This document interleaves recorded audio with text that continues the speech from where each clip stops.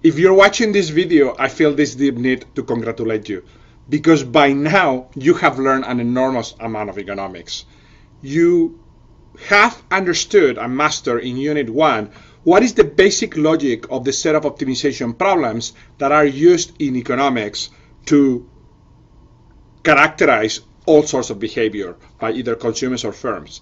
You have learned and mastered how to set up and solve simple models of the consumer and how they make decisions in all sorts of circumstances, and how to characterize the demand function of consumers. In this unit, you have learned to do the same thing for firms and how to characterize the supply function. Why is this so important?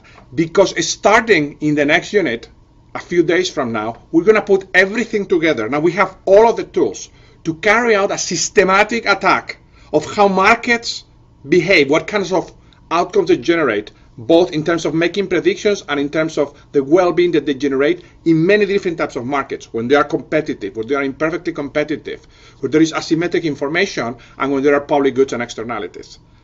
And the tools that you have learned are going to pay off enormous returns. So we are about to put everything together, and now you finally have all the weaponry that you need to carry out this ambitious plan of study. As always, I want to take the time in this summary section to highlight some key ideas and results that is important that you keep in mind in your mnemonic loading or coding of the course. And the first set of ideas are about cost minimization and the optimal choice of input. So remember that we define the cost function for a quantity Q at input prices W at R as the minimum cost of producing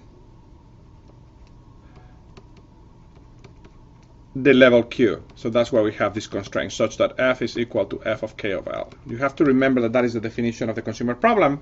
The solution are going to be K min that depend on Q and WR, and L min can depend on Q and WR, that satisfy two key equations.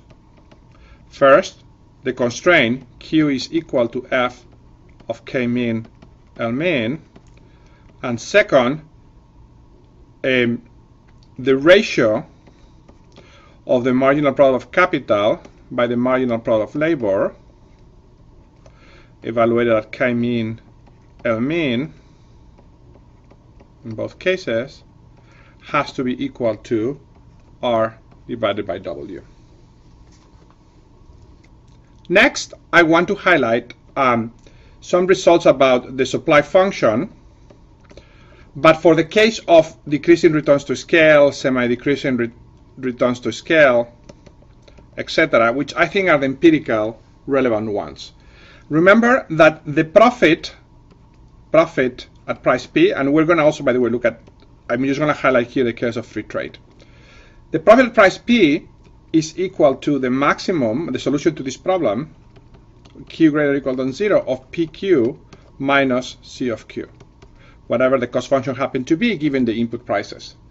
And in general, for the general case, the supply function is going to have this form: 0 if P is less or equal than the minimum of the average total cost, but taking only into account the semi-fixed cost, and otherwise Q such that P is equal to the marginal cost of Q,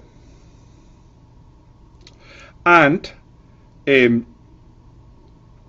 P is greater than the average total cost or equal of Q, of producing Q, again taking into account only the SFCs. And this is in the other case if P is greater or equal than minimum of the ATC SFC. It's useful to keep this general formulation in mind, and keep in mind that in some cases this part doesn't arise when there are no semi-fixed costs. This will allow you to solve problems very quickly. Now I want to highlight one thing here, which is one very common mistake, so warning,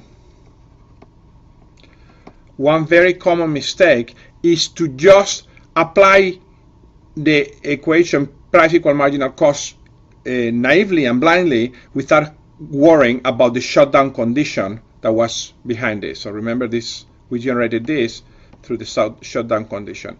So when you face problems of deriving the optimal firm supply, whether in free trade or not, you have to be very careful about the shutdown condition. That's a very common source of mistake for students doing problem sets and solving models.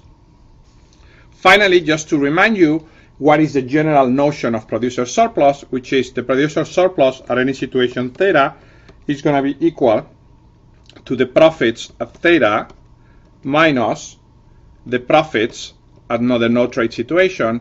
And we saw that the fixed costs cancel in both cases, so we can write this in general as the revenue that is generated at theta minus the SFC, the semi-fixed cost, plus whatever variable costs are implied in production at theta.